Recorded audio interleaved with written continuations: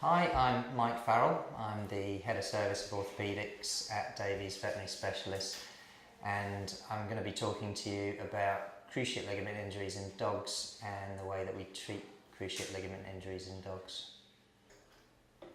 The first thing to set the scene is just an explanation of the anatomy. So here you've got an image looking from the side for a dog knee. I've got my right hand on the knee joint itself, my left hand on the ankle joint, and then if we look at this image on the right, we've got a schematic version of the same thing. So there are three bones that make up the knee joint. The first here is the tibia, which is the bone of the shin. This is the bone of the thigh, which is called the femur, and then we've got the patella or kneecap here. So the interesting feature of a dog which differentiates a dog from a person is that at the top of the bone of the shin here, at the top of the tibia, we have this plateau of bone here, which rather than being flat, actually slopes backwards towards the back of the knee by about 25 degrees. And the consequence of having that slope there is that there would be a natural tendency for this bone to want to roll down that slope. And the restraint against that happening is this ligament here, which attaches the two bones together. And that's in a dog called the cranial cruciate ligament. In a human, it's called an anterior cruciate ligament. And one of the most important jobs of that ligament is to prevent that motion, that bone rolling down the hill. So when you've got a cruciate ligament injury in a dog, the first question you ask is, why does it happen in the first place? And in people, it tends to be a traumatic problem. So a footballer, a rugby player, bad tackle or a twist, or somebody skiing, you'll have a completely normal ligament that will just suddenly tear, and in dogs it's quite different. The problem of the cruciate ligament injury is essentially pre-programmed into your genes, and if you're going to have a problem, there's nothing that you can do about it in managing your environment. It's just going to happen because your genes say it's going to happen. And rather than a sudden complete tear, in the majority of dogs we see this gradual fraying process. So what happens is that the ligament starts to fray, and what we call a partial cruciate ligament rupture is that where some of the ligament's torn but some of it's still holding on. So mechanically at that point things are okay, they're not too bad, but because of the tearing fibres you have inflammation inside the knee joint, and that tends to cause these signs. Rather than being a permanent lameness, often it's intermittent, triggered by exercise. Exercise tends to make things worse, in particular when dogs have a bit of exercise, then they have a rest, and then as soon as they get up afterwards they're really stiff or lame.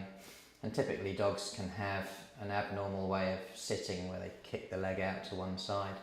So those are all features of a partial cruciate ligament tear, and once you have this partial cruciate ligament tear, the body tries to fix the situation itself, tries to deposit scar around the knee joint to make it more stable, and then you have this battle between the gradual degeneration and the body's attempt to fix it. And although the body can do something to try and fix it, it can never fix it completely. So in general, the partial tears will evolve until they become complete tears, and when that happens, there's no restraint against that abnormal movement. That bone just rolls down the hill, and we have a change from being a lameness which is intermittent to one which is there all the time. It's much more obvious. Rather than being caused by pain though, the lameness is resulting primarily from bad mechanics. This knee is just buckling forwards and backwards every time it's taking weight. And then in a portion of dogs, which varies, but around about half of dogs that we see, they'll have secondary injuries inside the knee. So this structure here is called a meniscus or a buffer cartilage, and when that bone's rolling up and down on top of that meniscus, it can develop tears in it like this, and as soon as you add that to the mix, it causes an extra degree of pain. So dogs with a meniscal tear, they're typically more painful, often more lame, and occasionally they have a funny noise, a clicking noise when they walk. So in order to make the diagnosis, we have some clues based just on the individual and the background story, but then we can make a physical test which allows us to confirm the diagnosis. So what I'll do is I'll grab hold of the two bones either side, and I'll make this forwards backwards movement with my hands, And if you have a normal knee, you shouldn't have that forwards-backwards movement. And if you've got a cruciate ligament injury, then you do. So typically I can have a diagnosis without having to do anything particularly special. We take x-rays primarily for planning of surgery and just to make sure there's no other problem that's happening, but typically even before an x-ray we've got our diagnosis. And then the next question is, what do we do once we've made a diagnosis? And the first thing that we do whenever we consider surgery is to say, well, what happens if we don't do surgery? And what happens if you don't do surgery for a dog with a cruciate ligament injury is a little bit unpredictable.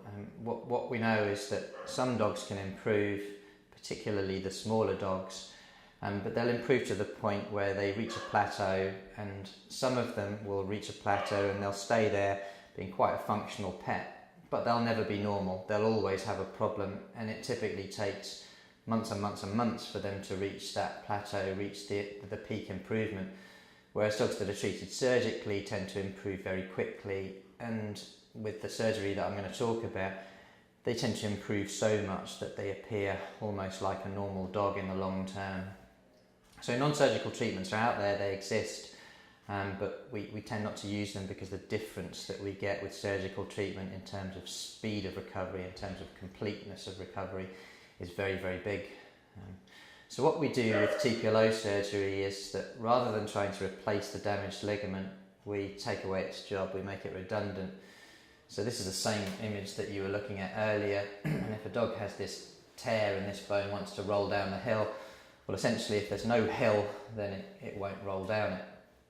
So what we do is we have this special saw, it cuts in an arc, we apply that to the bone, cut the bone, then we pivot this fragment round to a point where there's zero force acting on the damaged ligament, and then as soon as it gets to that point, we apply this plate and screws, and that holds things together whilst the bone heals. And if you look at an x-ray of a dog that's had that surgery, you can see where the bone's been cut in an arc, pivoted round, fixed in its new position. I think the beauty of this surgery, which is, it's not a new surgery, this was invented in 1984, so it's been around a long time, but the beauty is that bone has a very reproducible and predictable healing. It heals much better than ligaments and tendons and soft tissues. So the first big advantage of this surgery is just the robustness and predictability of healing.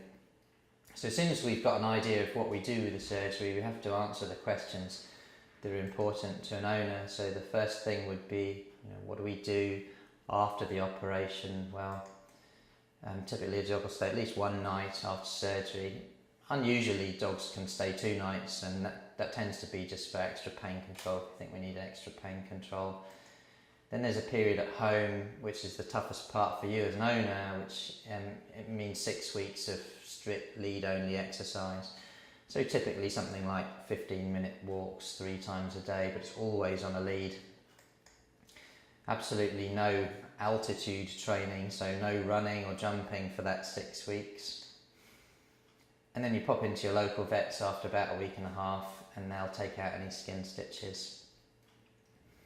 After a period of about 6 weeks, we take a set of x-rays, and that set of x-rays allows us to see, has the bone healed enough to bring exercise back up to normal? And then once we've looked at those, if things are going as they should, then we'll gradually build exercise back to normal over another few weeks.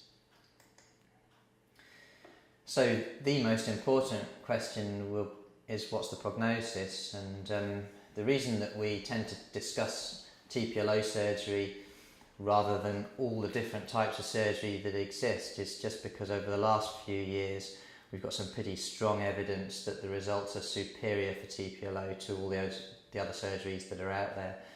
So we tend to select TPLO based on the current evidence, which is superior outcomes.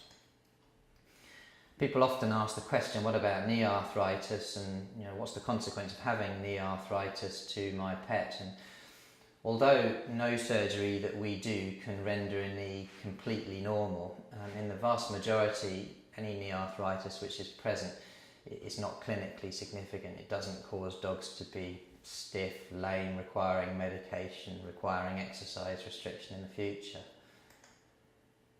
And as I said before, the statistic is that the vast majority of dogs, about 9 out of 10, get so close to normal that you can't distinguish them from a normal dog. So the prognosis in the long term tends to be very good for this surgery.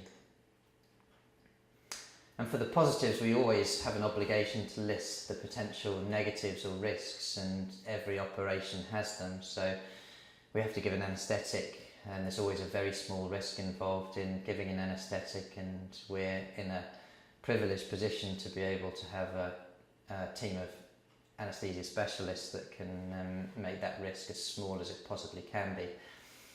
During surgery, there's only really one risk, that is that there's a blood vessel nearby where we're cutting the bone, and we have to protect that blood vessel from damage. It's extremely rare for that blood vessel to be damaged to the point where it causes important bleeding, but if that were to happen, we'd have to have a bandage on the leg for probably a week after surgery, and typically we don't have any bandage at all. It is difficult to manage. And then the most important group of risk here, we split into two types.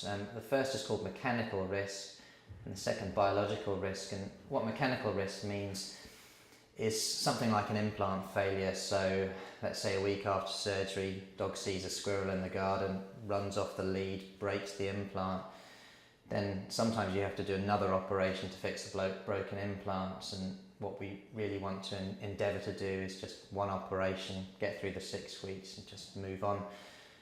Try and avoid having to do multiple surgeries. So implant failure, then there's things like sprain injuries and strain injuries and stress fractures. They're things that generally you can fix just with a bit of time and medication. And then the second group, biological risk, that really refers to having an infection.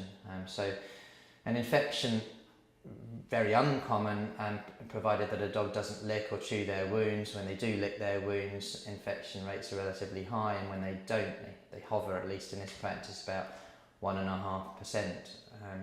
The worst case scenario with infection is that you'd have to remove the implants later on down the line. Otherwise they tend to stay in forever. No reason to take them out. So that's the summary, TPLO.